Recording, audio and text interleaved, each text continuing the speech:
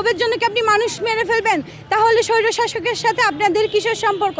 আর আপনারা এগুলো করে আপনারা কীভাবে ক্ষমতায় আসবেন, এটা আপনারা ভাবেন কিভাবে? বাঙালি এখন আর এত বোকা নেই।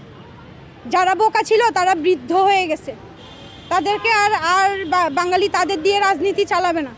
এখন যেই জেনারেশনটা আমরা চলছি, এরা এত বোকা না যে আপনারা চাইলেই এদেরকে যা খুশি তা গিলিয়ে ফেলতে পারবেন, দলীয় এজেন্ডা বাস্তবায়ন করতে পারবেন। এত সহজ হবে না। এখন কর্মকাণ্ডগুলো সভাপতি সহসভাপতির মতো হয়ে গিয়েছে, যার কারণে ওদের নিয়ে এত কথা হচ্ছে।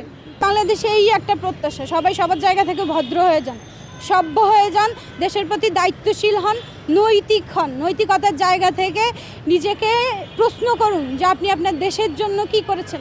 এতটুকু প্রশ্ন করুন যে আপনাকে যে ঈশ্বর, যে আল্লাহ, যে এই ভগবান আপনাকে দুনিয়াতে পাঠিয়েছে, তিনি কি উদ্দেশ্যে পাঠিয়েছে? অবশ্যই আপনাকে দুনিয়াতে পাঠানোর একটা উদ্দেশ্য ছিল।